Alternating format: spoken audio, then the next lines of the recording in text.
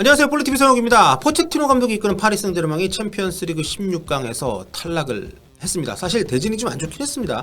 레알 마드리드하고 거의 뭐 결승전급 대진이었기 때문에 이게 16강에서 나왔으니까 그야말로 역대급 16강 대진이었는데, 사실 그럼에도 불구하고 두 팀 가운데 8강에 먼저 가깝게 다가간 것은 파리였습니다. 1차전을 홈에서 1대0으로 실점 없이 이겼고요. 2차전은 마드리드 원정에 가서 선제골을 넣었기 때문에 원정골 우선원칙이 없어졌다고는 하더라도 2차전 후반 15분까지 두 골차리 뛰었으니까 이 정도면은 포체티노의 PSG가 8강에 올라갈 거라고 예상을 하는 것도 뭐 무리는 아니었습니다. 하지만 레알 마드리드의 저력은 파리 생제르맹의 빈틈을 놓치질 않았습니다. 파리가 실수를 범한 사이에 출중한 기량을 갖춘 에이스들이 제 몫을 해내면서 레알 마드리드가 순식간에 역전을 시켜버렸어요. 후반 16분부터 단 17분 만에 카림 벤제마 선수의 헤트트릭, 벤제마 선수의 헤트트릭으로 말 그대로 순식간에 경기를 뒤집었습니다. 1, 2차전 합산 0대2였던 경기가 3대2로 완전히 엎어진 건데요. 원정 다득점이 없어지기도 했지만 동점이 아니라 아예 승부를 뒤집었기 때문에 그야말로 완벽한 대역전극으로 마무리가 됐습니다. 연장전도 안 가고 그냥 90분 안에 끝내버렸어요. 이 시합은 골키퍼의 중요성을 알려준 경기이기도 했는데 1, 2차전 합산 두 골차로 앞서 있던 파리였지만 2차전 후반 15분에 돈나룸마 골키퍼가 이 벤제마 선수의 압박을 못 이겨서 뭐 좀 공격권을 뺏겼죠. 이러면서 곧바로 이게 골로 이어지면서 역전패의 시발점이 됐습니다.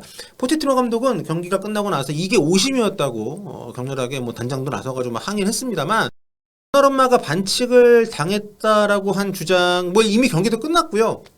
그 주장을 심판진이 뭐 전혀 인정을 안 한 거니까 경기 중에 뭐 이런 일이 벌어졌다 하더라도 사실 그 뒤에도 이미 좀 약간 좀 앞서 있었던 상황이었기 때문에 수비를 좀 강화한다거나 좀 적절한 변화를 좀 만약에 꽤 했다면은 글쎄 시간이 좀 어느 정도 있긴 했습니다만은 파리 생제르맹이 점유도 나름 좀 많이 하고 있었던 상황이어서 어느 정도 계속 주도권을 갖고 가지 않았을까 싶었는데 뭐 별다른 적절한 변화를 꾀하지 못하면서 속절없이 역전패를 당했습니다. 역전이 너무 정말 순식간에 됐고 벤제마가 건드리면 다 들어가더라고요. 하지만 그 수비진들 숫자가 많았음에도 불구하고 전혀 뭐 쫀쫀함을 보여주지 못하면서 박스 안쪽 또 박스 밖에서 안쪽으로 들어가는 패스 이런 것들을 전혀 좀 제어를 못한 것, 이게 어떻게 보면 파리 생제르맹의 좀 패착이었고 감독 입장에서는 정말 뭐 어디 하소연할 데가 없는 완벽한 패배였습니다. 이날 레알 마드리드 벤제마 활약 정말 대단했습니다. 90분간 7개 슈팅을 때렸는데요. 그 중에 5개가 유슈팅이었고 여기서 3골을 만들어냈습니다. 챔피언스리그 역대 최고령 헤드트릭 기록이라고 합니다. 만 34세 81. 벤제마가 이제 이날 비니시우스와의 콤비 플레이가 굉장히 좋았고요. 왼쪽에서 비니시우스 선수하고 주고받는 과정에서 좋은 선수가 나왔고, 하지만 저는 그 2대2 만들었던 골, 여기서 모드리치가 보여줬던 활약이 정말 인상적이었습니다. 모드리치가 좀 나이가 몇 개입니까? 아직까지도 정말 월클급, 왜 레알 마드리드 자기 주전인지를 확실하게 보여줬던, 자기 진영에서 20여 미터 수비수들을 뚫고 질주를 해서 전진 패스를 줬고요. 이게 이제 무산이 되나 싶었던 찬스를 수비 5명이 밀집해 있던 수비 숲 사이에서, 보통 거기서 사이드로 빼서 크로스를 시도하지 않을까 싶은데 거기서 벤제마 중앙에 들어가는 걸 정확히 찾아내서 여기에 모두 허를 찌르는 그 킬러 패스. 이거 정말 어시스트 대단했습니다.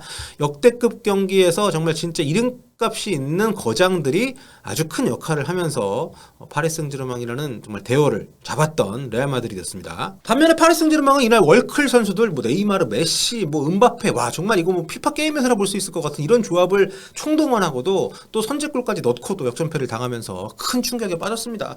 쓰리톱이 이 정도인데 사실 뭐 아무리 레알이라 하더라도 이런 조합을 가지고 챔스 16강이면은 좀 충격을 안 받을 수가 없죠.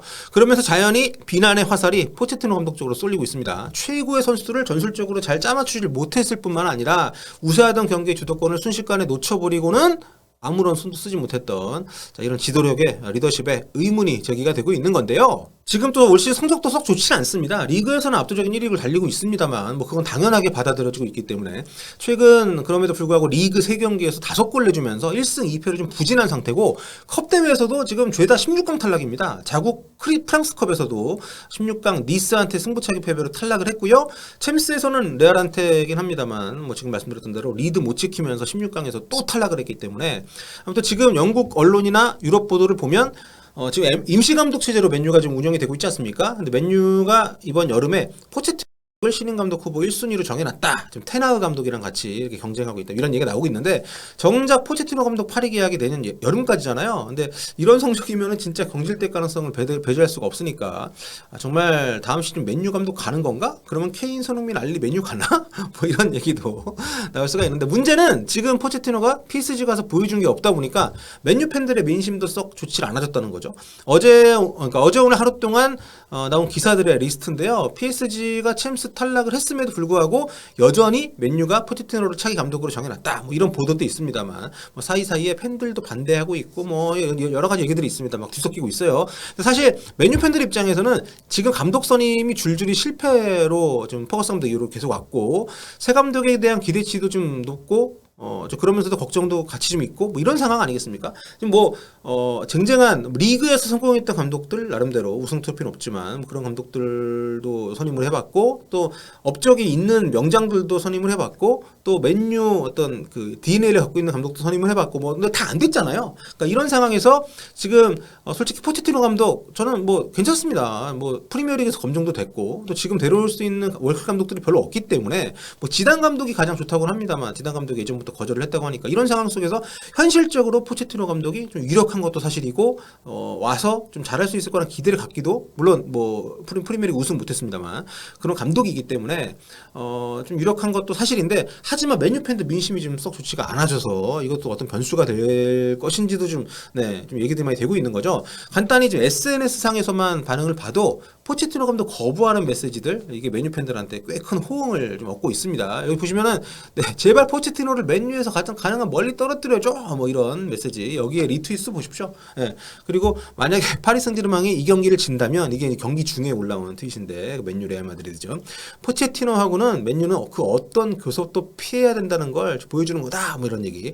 포체티노는 맨유를 석기 시대 되돌려 놓을 힘을 갖지 못했다 이런 얘기들. 그러면서 텐하흐 감독이 더 낫다 이런 얘기들 목소리가 좀 커지고 있는데 다른 팀 팬들은 이제 신나가지고 오히려 거꾸로 맨유는 포체티노 영입해야 돼 뭐 이런 얘기를 이렇게 좀 하고 있습니다. 보시면은 포체티노가 맨유에 딱 맞는 감독이라는 게 확실해졌어. 이 첼시 팬이 약간 맨유 놀린다면서 쓴 건데 이런 메시지들이 굉장히 많습니다. 하지만 뭐 이런 상황에도 불구하고 뭐 좀 포체티노 감독의 맨유행 가능성은 여전히 좀 낮지 않다고 보고요. 또 맨유 왔을 때 파리에서보다 잘할 가능성도 여전히 저는 뭐 있다고 봅니다. 지금 뭐 PSG의 성적이 오롯이 포체티노만의 몫으로 볼 수는 없기 때문에 지금 팀 구성 자체도 포체티노 감독의 어떤 의지로 구성이 된 팀은 아니고요.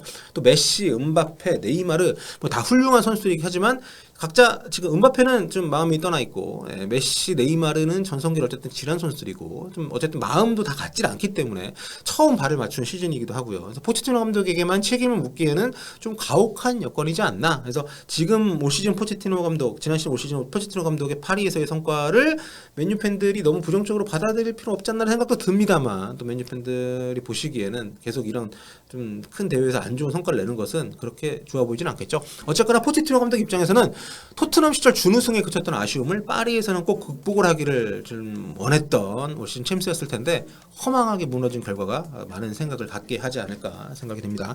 포체티노 감독이 6개월 뒤에 어디에 있을지 굉장히 궁금해지는 오늘 아닌가 싶고요. 자, 오늘 여기까지 하겠습니다. 다음 시간에 뵐게요. 뽀빠.